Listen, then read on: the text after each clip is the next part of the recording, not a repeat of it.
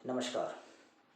मैं चंद्रभान अहिरवार, सहायक प्राध्यापक विषय विधि, शासकीय स्नातकोत्तर महाविद्यालय गुना, आप सभी का स्वागत करता हूं। इंदिरा गांधी राष्ट्रीय मानव संग्रहालय भोपाल द्वारा मुझे भारतीय संविधान में भारतीय नागरिकों को दिए गए मौलिक अधिकार एवं मौलिक कर्तव्य विषय पर व्याख्यान देने हेतु मौका दिया गया है। अब मैं अपना व्याख्यान शुरू करता हूँ। भारतीय संविधान में नागरिकों को मौलिक अधिकार एवं उनके कर्तव्य के संबंध में बताना चाहूँगा। सबसे पहले मौलिक अधिकारों का उद्भव एवं विकास कैसे हुआ, इसके बारे में प्रकाश डालना चाहूँगा। सभी आधुनिक संविधानों में मूल अधिकारों का उल्लेख है, इसलिए भारतीय संविधान के भाग 3 को भारत का अधिकार पत्र अर्थात मैग्ना कार्टा कहा जाता है। इस अधिकार पत्र द्वारा ही अंग्रेजों ने अर्थात अंग्रेजी जनता ने सन 1215 में इंग्लैंड के सम्राट जॉन से नागरिकों के मूल अधिकारों की सुरक्षा प्राप्त की थी। यह अधिकार पत्र मूल अधिकारों से संबंधित प्रथम लिखित दस्तावेज है। इस दस्तावेज को मूल अधिकारों का जन्मदाता कहा जाता है। इसके पश्चात समय समय पर सम्राट ने अनेक अधिकारों को स्वीकृति प्रदान की। अंत में 1689 में बिल ऑफ राइट नामक दस्तावेज लिखा गया, जिसमें जनता को दिए गए सभी महत्वपूर्ण अधिकारों एवं स्वतंत्रताओं को समाविष्ट किया गया। फ्रांस में भी सन 1789 में जनता के मूल अधिकारों की एक पृथक प्रलेख में घोषणा की गई, जिसे मानव एवं नागरिकों के अधिकार घोषणा पत्र के नाम से जाना जाता है। पवित्र अधिकारों के रूप में उल्लेखित किया गया है। यह दस्तावेज एक लंबे एवं कठिन संघर्ष का परिणाम था। अब मूल अधिकारों की परिभाषा या मूल अधिकार की परिभाषा।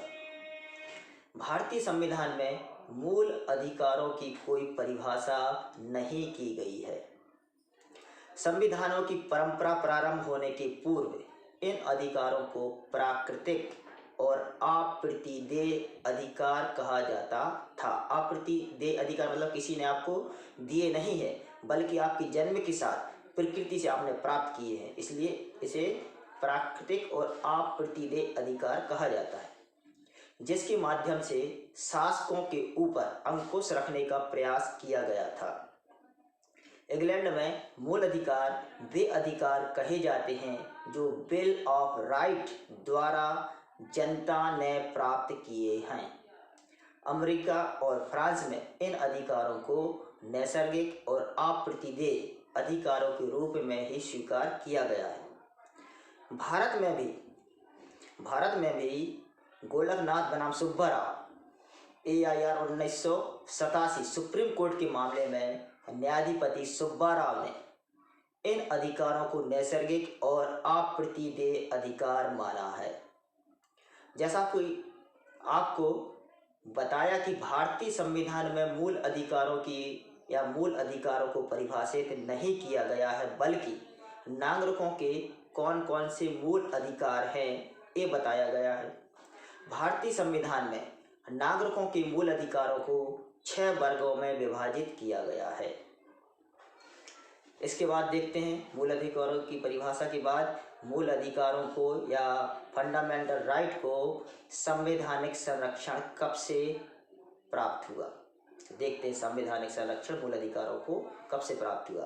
तो अभी तक मूल अधिकारों को जो भी संरक्षण प्राप्त था वह परिनियमों इंस्टीट्यूट्स के द्वारा प्राप्त था, जैसे अधिकार पत्र, बिल ऑफ राइट या फ्रांस का मानव अधिकार घोषणा पत्र आदि।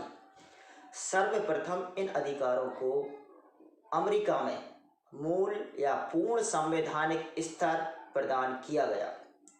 ब्रिटिश और फ्रांस में जो स्वतंत्रता की लहर फैली थी वह अमेरिका में भी फैली। अमेरिकी जनता को ब्रिटिश संसद के अत्याचारों का कटु अनुभव था, इसलिए उन्होंने जनता के मूल अधिकारों के लिए संवैधानिक सुरक्षा की मांग की। अमेरिकी संविधान में बिल ऑफ राइट्स का समावेश उसी का परिणाम है। अमेरिकी जनता ने ब्रिटिश पद्धति, जिसमें संसद जनता के अधिकारों की संरक्षक मानी जाती है, स्वीकार नहीं किया। उन लोगों को विधायिका की सीमित शक्ति के सिद्धांत को मान्यता दी। उन्हें यह संदेह था कि कहीं ब्रिटिश सम्राट और संसद का स्थान जनता के निर्वाचित प्रतिनिधि ना ले ले। भारतीय संविधान की जब रचना की जा रही थी तो इन अधिकारों के बारे में एक ऐतिहासिक पृष्ठभूमि तैयार थी। इन सबसे प्रेरणा लेकर संविधान निर्माताओं ने मूल अधिकारों को संविधान में समाविष्ट किया। अब अपन देखते हैं भारतीय संविधान में मूल अधिकार कहाँ से शुरू होते हैं। तो सबसे पहले जो मूल अधिकार आता है समता का अधिकार। ये आर्टिकल 14 से लेकर 18 तक बताया गया है। तो अनुच्छेद 14 से 18 द्वारा संविधान प्रत्येक व्यक्ति को समता का अधिकार प्रदान करता है।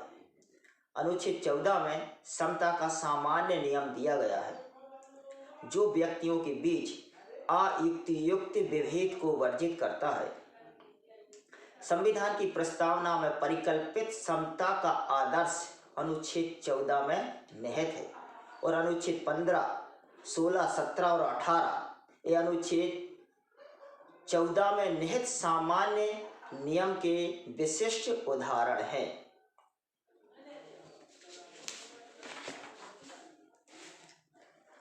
अब देखते हैं अनुच्छेद 15(1). अनुच्छेद 15(1) कहता है, राज्य द्वारा धर्म आदि के आधार पर विभेद वर्जित। इस अनुच्छेद का प्रथम खंड अर्थात 15(1) केवल धर्म, जाति, वर्ग, लिंग, जन्मस्थान अथवा इनमें से किसी आधार पर नागरिकों के विरुद्ध कोई विभेद करने से राज्य को निषिद्ध करता है, मतलब मना करता है। अब अनुच्छेद 15(2). अनुच्छेद 15(2) कहता है, राज्य एवं नागरिकों दोनों के द्वारा उक्त आधारों पर विभेद वर्जित है। अर्थात अनुच्छेद 15 का खंड 2 अनुच्छेद 15(1) में निहित सामान्य नियम का विशिष्ट उदाहरण है। अनुच्छेद 15(2) कहता है, नागरिकों को भी उक्त आधारों पर विभेद करने से वर्जित किया गया है। मतलब नागरिक भी धर्म, जाति, वर्ग, जन्मस्थान या इनमें से किसी भी आधार पर नागरिकों के बीच या सामान्य जनता के बीच विभेद नहीं कर सकते हैं, दोनों को मना करता है। अनुच्छेद 15(2) यह कहता है कि कोई भी नागरिक केवल धर्म, मूलवंश, जाति, लिंग, जन्मस्थान के आधार पर दुकानों, सार्वजनिक भोजनालयों, होटलों और सार्वजनिक मनोरंजन के स्थानों में प्रवेश या पूर्णतः या भागतः राज्य निधि से पोषित या साधारण जनता के प्रयोग के लिए समर्पित कुओं, तालाबों, स्नान घाटों, सड़कों और सार्वजनिक समागम के स्थानों के उपयोग करने के लिए निर्योग्य नहीं समझा जाएगा। इसके बाद आते हैं 15(3) article 15 sub clause 3। Sub clause 3 कहता है 15 का, स्त्रियों तथा बालकों के लिए विशेष उपबंध। अर्थात 15(3) अनुच्छेद 15(1) और 15(2) में दिए गए सामान्य नियम का अपवाद है, एक्सेप्शन है। यह अनुच्छेद उपबंधित करता है कि अनुच्छेद 15 की कोई बात राज्य को स्त्रियों और बालकों के लिए कोई विशेष उपबंध करने से नहीं रोकेगी। स्त्रियों और बालकों की स्वाभाविक प्रकृति ही ऐसी होती है जिसके कारण उन्हें विशेष संरक्षण की आवश्यकता होती है। भारत में स्त्रियों की दशा बड़ी शोचनीय थी। वे अपनी सामाजिक कुरीतियों जैसे बाल विवाह, बहु विवाह आदि की शिकार थीं और पूर्ण रूप से पुरुषों पर आश्रित थीं। इसी कारण राज्य को उनके लिए विशेष कानून बनाने का अधिकार प्रदान करना उचित है। अब देखते हैं अनुच्छेद 15(4). अनुच्छेद 15(4) का टाइटल है सार्वजनिक और शैक्षणिक दृष्टि से पिछड़े वर्गों के लिए विशेष उपबंध, अर्थात अनुसूचित जाति और जनजाति के लिए विशेष प्रावधान या आरक्षण की व्यवस्था। तो अनुच्छेद 15(4) कहता है कि अनुच्छेद 15(1) और 15(2) के सामान्य नियम का दूसरा अपवाद है, अर्थात 15(4) संविधान के प्रथम संशोधन अधिनियम 1951 द्वारा जोड़ा गया है, जो राज्य को ये शक्ति प्रदान करता है कि अनुसूचित जाति जनजाति वर्गों के लिए जो सामाजिक और आर्थिक दृष्टि से पिछड़े हुए हैं उनके लिए सरकारी नौकरियों में विशेष प्रावधान कर सकता है या आरक्षण की व्यवस्था कर सकता है।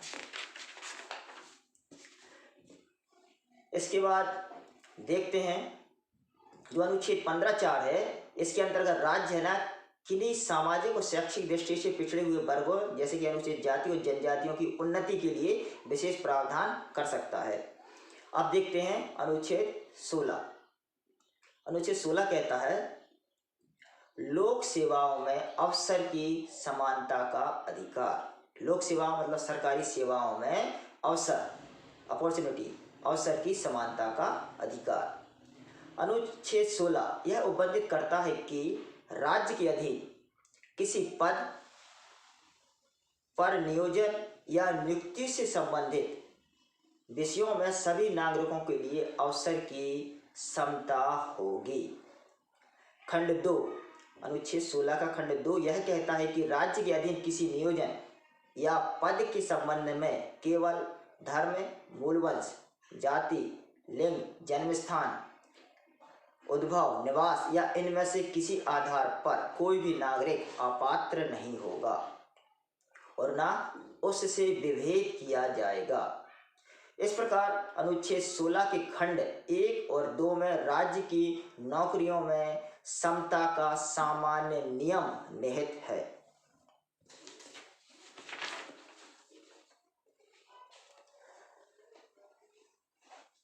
अब आता है अनुच्छेद 17। अनुच्छेद 17 कहता है अस्पृश्यता का अंत या छुआछूत का अंत। अनुच्छेद 17 अस्पृश्यता को समाप्त करता है और उसका किसी भी रूप में पालन करने का निषेध करता है। यह अस्पृश्यता से उत्पन्न किसी अयोग्यता को लागू करने को दंडनीय अपराध घोषित करता है। इस प्रकार संविधान भारतीय समाज के परंपरा से चली आ रही इस महान कलंक को समाप्त करने की घोषणा ही नहीं करता, वरन भविष्य में इसके किसी भी रूप में पालन करने को भी मना करता है। अनुच्छेद 17 और अनुच्छेद 35 के अधीन अपनी शक्ति के प्रयोग में संसद ने सन 1955 में अस्पृश्यता अपराध अधिनियम 1955 पारित किया।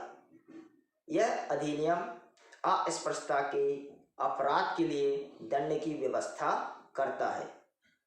1955 का जो अधिनियम है सिविल अधिकार संरक्षण अधिनियम, इसमें संशोधन करके इसके अलावा एक और अधिनियम पारित किया गया जिसे बोलते हैं अनुसूचित जाति जनजाति अत्याचार निवारण अधिनियम 1989। इसके अंतर्गत भी इस प्रकार का व्यवहार किए जाने पर अपराध एवं दंड की व्यवस्था की गई है। अब देखते हैं अनुच्छेद 18। अनुच्छेद 18 कहता है उपाधियों का अंत। अनुच्छेद 18 राज्य को किसी भी व्यक्ति को, चाहे वह नागरिक हो या विदेशी, उपाधियां प्रदान करने से मना करता है। राज्य को है ना इस प्रकार से नागरिक और अनागरिक दोनों को किसी भी प्रकार की उपाधि प्रदान करने से मना करता है। इस प्रकार यह अनुच्छेद भारत में ब्रिटिश काल से प्रचलित सामंतशाही परंपरा का अंत करता है। किंतु अनुच्छेद 18 सेवा या विद्या संबंधी उपाधियों को प्रदान करने की अनुमति देता है, क्योंकि उनसे व्यक्तियों में देश की सैनिक शक्ति को मजबूत करने तथा देश की प्रगति के लिए आवश्यक वैज्ञानिक विकास करने का प्रोत्साहन करता है या मिलता है। अब देखते हैं आगे अनुच्छेद 19 से लेके 22 में। अनुच्छेद 19 से 22 में जो टाइटल है या शीर्षक है, उसका शीर्षक है स्वतंत्रता का अधिकार। स्वतंत्रता संबंधी अधिकार प्रदान किए गए हैं अनुच्छेद 19 से लेके 22 तक। देखते हैं, व्यक्तिगत स्वतंत्रता के अधिकार का जो स्थान है मूल अधिकारों में सर्वोच्च माना जाता है। किसी विद्वान ने ठीक ही कहा है कि स्वतंत्रता ही जीवन है, क्योंकि इस अधिकार के अभाव में मनुष्य के लिए अपने व्यक्तित्व का विकास करना संभव नहीं है। ये स्वतंत्रताएं मूल अधिकारों की आधार स्तंभ है, अर्थात जो स्वतंत्रताएं हैं वो अपना सर्वांगीण विकास करने के लिए प्रत्येक नागरिक के लिए परम आवश्यक है। अनुच्छेद 19(1) अनुच्छेद 19 का सब क्लॉज का या ए कहता है वाक और अभिव्यक्ति की स्वतंत्रता। अनुच्छेद का खंड बी कहता है शांतिपूर्वक और निरायुध सम्मेलन करने की स्वतंत्रता। अनुच्छेद 19 का खंड सी कहता है संगम या संघ बनाने की स्वतंत्रता। और सब क्लॉज डी कहता है भारत के राज्य क्षेत्र में सर्वत्र आबाद संचरण की स्वतंत्रता। और ई कहता है भारत के राज्य क्षेत्र में किसी भाग में निवास करने और बस जाने की स्वतंत्रता। और एफ कहता है अनुच्छेद 19 का खंड 6 या एफ कहता है कोई वृत्ति मतलब प्रोफेशन, उपजीविका, व्यापार या कारोबार करने की स्वतंत्रता। इस प्रकार से अनुच्छेद 19 में 5 प्रकार की स्वतंत्रताएं दी गई हैं। अब आता है आर्टिकल 20। आर्टिकल 20 का टाइटल है उन व्यक्तियों को जिन पर अपराध करने का अभियोग लगाया गया है निम्नलिखित संवैधानिक संरक्षण प्रदान करता है। तो सबसे पहला संवैधानिक संरक्षण जो प्राप्त है उन व्यक्तियों को जिन पर अपराध करने का अभियोग लगाया गया है वो नंबर 1 है 20 का क्लॉज 1 कार्योत्तर विधियों से संरक्षण। अर्थात जिस समय कार्य किया गया था अगर वो कार्य उस समय अपराध नहीं था तो बाद में किसी विधि का उस कार्य से संबंधित कोई विधि का निर्माण करके उसको अपराध घोषित करके उसको दंडित नहीं किया जा सकता है। मतलब जिस समय कार्य किया गया था उस कार्य के लिए अगर कोई अपराध संबंधी विधि नहीं है तो उसके लिए बाद में अपराध संबंधी विधि निर्माण करके उस विधि से उसको दंडित नहीं किया जा सकता। दूसरा है खंड 2 20 का 2 दोहरे दंड से संरक्षण। मतलब एक ही अपराध के लिए किसी व्यक्ति को 2 बार दंडित नहीं किया जाएगा। और 20 का खंड 3 है आत्म अभिशंसन से संरक्षण। अर्थात किसी भी आरोपी को या किसी भी व्यक्ति को अपने ही अपराध को स्वीकार करने के लिए दबाव नहीं डाला जाएगा। तो इस प्रकार अनुच्छेद 20 अपराध करने के अभियोग लगाए गए जिस व्यक्ति को उसको ये संरक्षण प्रदान किए गए हैं। अब आता है अनुच्छेद 21 आर्टिकल 21 सबसे महत्वपूर्ण अधिकार है जिसका टाइटल है प्राण और दैहिक स्वतंत्रता का संरक्षण। तो आर्टिकल 21 कहता है किसी व्यक्ति को उसके प्राण या दैहिक स्वतंत्रता से विधि द्वारा स्थापित प्रक्रिया के अनुसार ही वंचित किया जाएगा, अन्यथा नहीं। मतलब किसी भी व्यक्ति को बिना किसी कारण के बिना किसी संगीन अपराध के उसके प्राण एवं स्वतंत्रता से वंचित नहीं किया जाएगा। प्राण एवं स्वतंत्रता का अधिकार सभी अधिकारों में श्रेष्ठ है और अनुच्छेद 21 इसी अधिकार को संरक्षण प्रदान करता है। अब आता है अनुच्छेद 21 का आर्टिकल 21A जिसका टाइटल है शिक्षा का मूल अधिकार। शिक्षा का मूल अधिकार। तो संविधान की 86वें संशोधन अधिनियम 2002 द्वारा संविधान में अनुच्छेद 21 के पश्चात एक नया अनुच्छेद 21 का जोड़कर शिक्षा के अधिकार को मूल अधिकार बना दिया गया है। अनुच्छेद 21 का यह उपबंधित करता है कि राज्य ऐसी रीति से जैसा कि विधि बनाकर निर्धारित करे 6 वर्ष की आयु से 14 वर्ष की आयु के सभी बच्चों के लिए निःशुल्क और अनिवार्य शिक्षा उपलब्ध करेगी। तो ये राज्य के ऊपर दायित्व डाला गया है 21 का के अंतर्गत कि 6 वर्ष से लेकर 14 वर्ष की आयु के बच्चों के लिए निःशुल्क और अनिवार्य शिक्षा का उपबंध एवं सुविधा उपलब्ध कराए। इसके बाद आता है आर्टिकल 22 जिसका टाइटल है बंदीकरण एवं निरोध के विरुद्ध संवैधानिक संरक्षण। तो अनुच्छेद 22 कहता है बंदीकरण मतलब जिसको गिरफ्तार किया गया, बंदी में रखा गया, निरोध में रखा गया है, उसके विरुद्ध संवैधानिक संरक्षण प्रदान करता है अनुच्छेद 22। अनुच्छेद 22 के अनुसार गिरफ्तारियां 2 प्रकार की होती हैं। एक होती है सामान्य दंड विधि के अधीन गिरफ्तारी और दूसरी होती है निवारक निरोध विधि के अधीन गिरफ्तारी।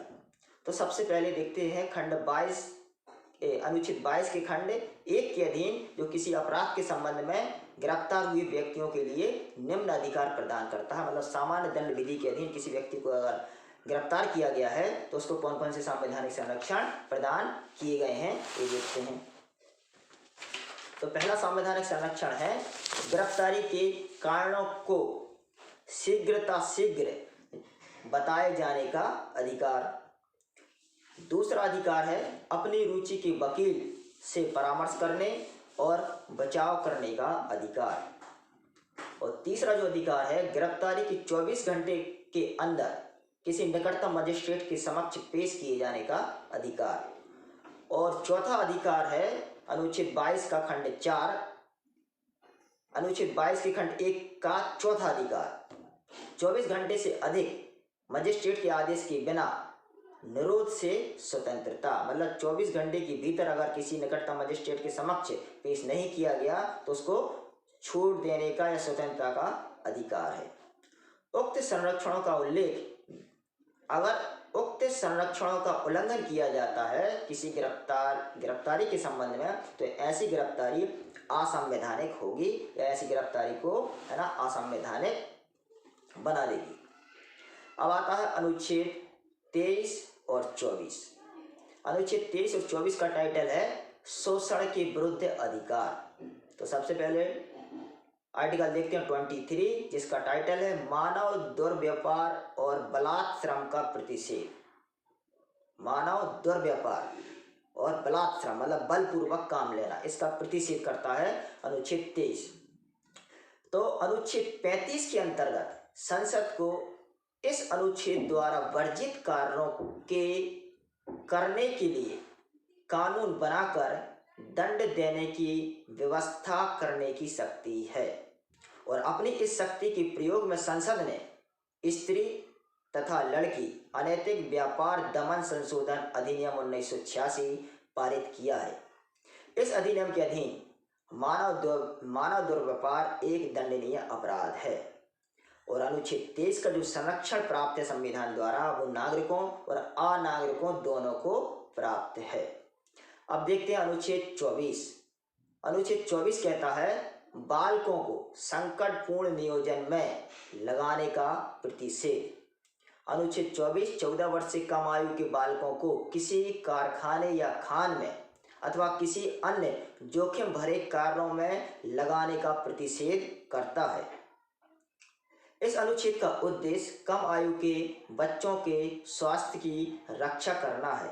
वस्तुतः बच्चे देश के भावी नागरिक हैं। इसके बाद आता है आर्टिकल 25 से लेकर 28 तक जो धार्मिक स्वतंत्रता का अधिकार प्रदान करता है या धार्मिक स्वतंत्रता का अधिकार देता है। प्रत्येक व्यक्ति को धार्मिक स्वतंत्रता का अधिकार ये देता है, किसी भी धर्म का हो, किसी भी वर्ग का हो, किसी भी पंथ का हो, सबको अपने अपने धर्म में विश्वास करने एवं मानने एवं उनका प्रचार प्रसार करने एवं संस्थाएं स्थापित करने का अधिकार प्रदान करता है 25 से 28। उसके बाद आता है अनुच्छेद 29।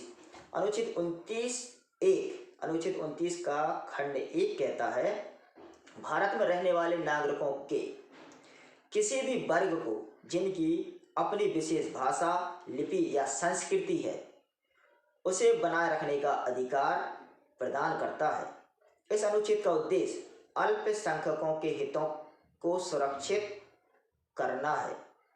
ऐसा वे अपनी भाषा, लिपि और संस्कृति को अपनी रुचि की संस्थाओं को स्थापित करके ही सुरक्षित रख सकते हैं।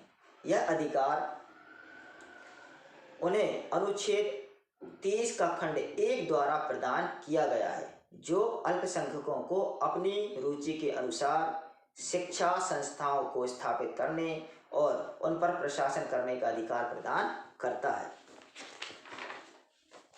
अब देखते हैं अनुच्छेद 32 से 35 तक। अनुच्छेद 32 से 35 तक का टाइटल है संवैधानिक उपचारों के अधिकार। संविधान में जो अधिकार दिया गया है या जो फंडामेंटल राइट के अंतर्गत जो अधिकार दिए गए हैं, उन अधिकारों का अगर वायलेशन होता है, उल्लंघन होता है, तो उनके उपचार की व्यवस्था करता है अनुच्छेद 32 से लेकर 35 तक। तो देखते हैं, यदि डॉक्टर भीमराव अंबेडकर ने कहा था, यदि मुझसे पूछा जाए कि संविधान में कौन सा विशेष अनुच्छेद सबसे महत्वपूर्ण है, जिसके बिना यह संविधान शून्य हो जाएगा या मित प्राय हो जाएगा, तो मैं इसके सिवाय किसी दूसरे अनुच्छेद का नाम नहीं लूंगा। यह संविधान की आत्मा है। अनुच्छेद 32 के बारे में डॉक्टर भीमराव अंबेडकर जी ने कहा था।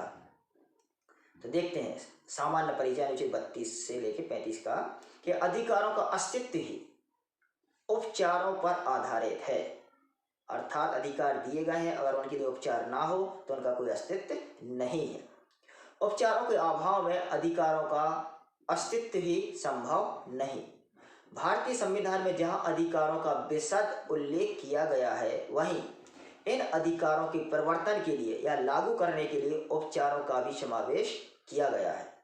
अनुच्छेद 32 संविधान के भाग 3 में होने के कारण स्वयं एक मूल अधिकार है। अनुच्छेद 32(1) कहता है कि नागरिकों को संविधान के भाग 3 द्वारा प्रदत्त अधिकारों को परिवर्तित कराने के लिए उच्चतम न्यायालय को समुचित कार्यवाहियों द्वारा प्रचालित करने के अधिकार की गारंटी करता है।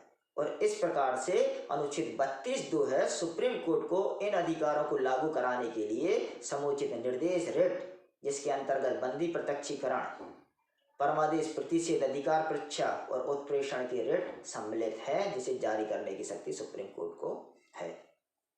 तो इस प्रकार से अनुच्छेद 32 जो है संवैधानिक संरक्षण का प्रावधान करता है।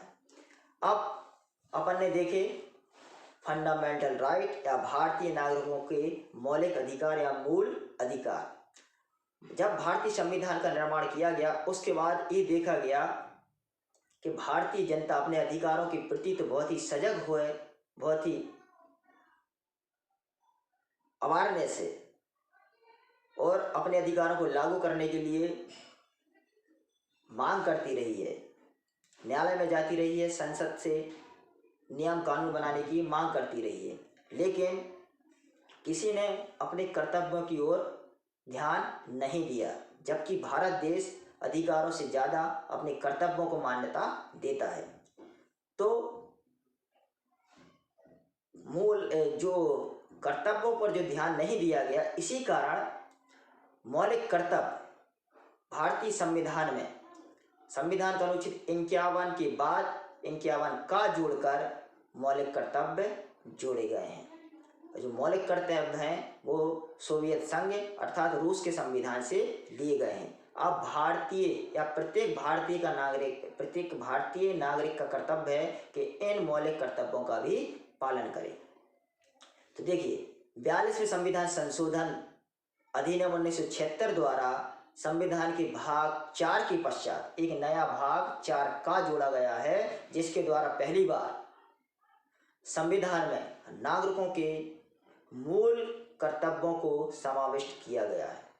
नया अनुच्छेद 51 का के अनुसार भारत के प्रत्येक नागरिक का यह कर्तव्य होगा कि नंबर 1 कर्तव्य, पहला कर्तव्य जो है संविधान का पालन करे, उसके आदर्शों, संस्थाओं, राष्ट्रध्वज और राष्ट्रगान का आदर करे।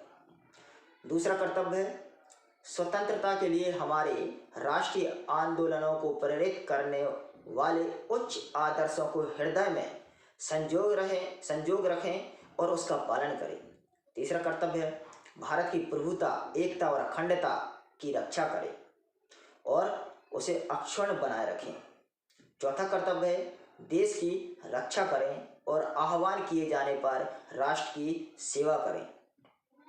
पांचवा कर्तव्य है भारत के सभी लोगों में समरसता और समान भ्रातृत्व की भावना का निर्माण करें, जो धर्म, भाषा और प्रदेश या वर्ग पर आधारित सभी भेदभाव से परे हो।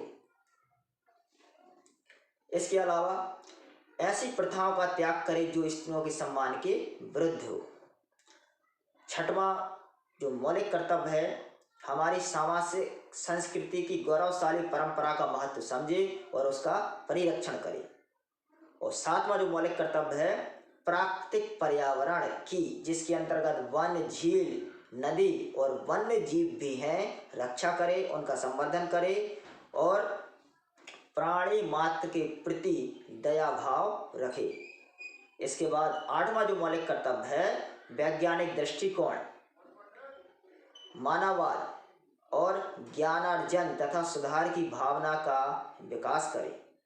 और जो नौवां मौलिक कर्तव्य है सार्वजनिक संपत्ति को सुरक्षित रखे और हिंसा से दूर रहे।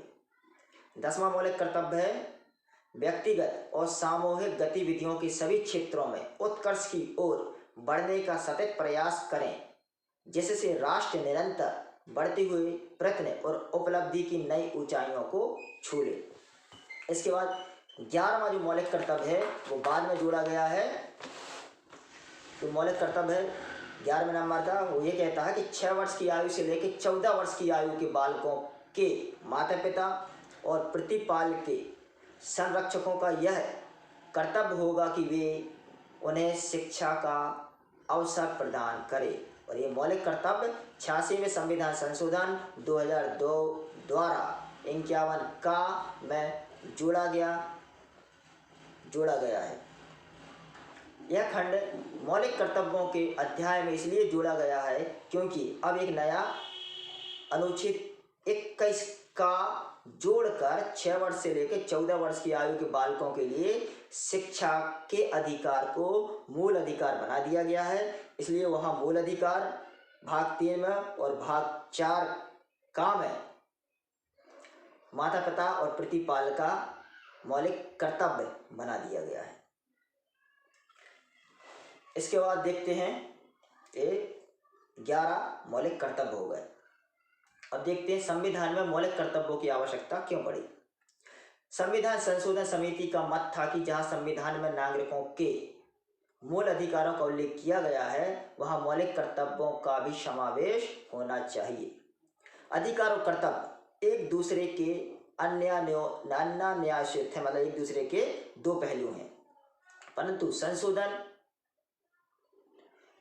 इसी कमी को पूरा करने के लिए पारित किया गया है। समिति के सदस्यों का विचार था कि भारत में लोग केवल अधिकारों पर जोर देते हैं, कर्तव्यों पर नहीं, किंतु संविधान समिति के सदस्यों का यह मत बिल्कुल गलत है। प्रारंभ से ही भारत में कर्तव्यों के पालन पर विशेष बल दिया जाता रहा है। भारत के सभी धर्म ग्रंथों में कर्तव्य पालन का ही उपदेश प्रमुखता से बताया गया है। गीता और रामायण जैसे महान ग्रंथ हमें अपने अधिकारों की परवाह किए बिना अपने कर्तव्यों के पालन करने का ही उपदेश देते हैं। कर्तव्यों का पालन करना व्यक्ति के हित में है और इससे समाज का भी हित होता है। संशोधन समिति के सदस्यों का यह कहना भी गलत है कि भारतीय संविधान में केवल मौलिक अधिकारों पर ही बल दिया गया है और समाज के प्रति नागरिकों के मौलिक कर्तव्यों का कोई उल्लेख नहीं किया गया है। संविधान के उपबंधों पर ध्यान देने से यह स्पष्ट हो जाता है कि हमारे संविधान में जहां नागरिकों के मौलिक अधिकार या नागरिकों को मौलिक अधिकार प्रदान किए गए हैं, वहीं उनके कर्तव्यों को भी अधिरोपित किया गया है। नागरिक अपने मूल अधिकारों का प्रयोग सार्वजनिक हित के विरुद्ध नहीं कर सकता। राज्य को लोक हित में उनके मौलिक अधिकारों पर निर्बंधन लगाने की शक्ति प्राप्त है, और यह अनुच्छेद 19(2) में बताए गए हैं किन किन आधारों पर मूल अधिकारों पर निर्बंधन लगाए जा सकते हैं। इस प्रकार से भारतीय संविधान में नागरिकों के मौलिक अधिकार और मौलिक कर्तव्यों के बारे में हमने जाना। इसके अलावा इन मौलिक अधिकारों के साथ साथ विशेष वर्गों के लिए, जैसे कि अल्पसंख्यक वर्ग, अनुसूचित जाति जनजाति वर्ग, इनके लिए भी विशेष प्रावधान किया गया है। और ये प्रावधान इसलिए किया गया है क्योंकि भारतीय समाज में सामाजिक और शैक्षिक दृष्टि से पिछड़े हुए हैं, जो कि अभी समाज की मुख्य धारा में नहीं आए हैं। इसलिए इन वर्गों के लिए भी विशेष प्रावधान भारतीय संविधान में किए गए हैं।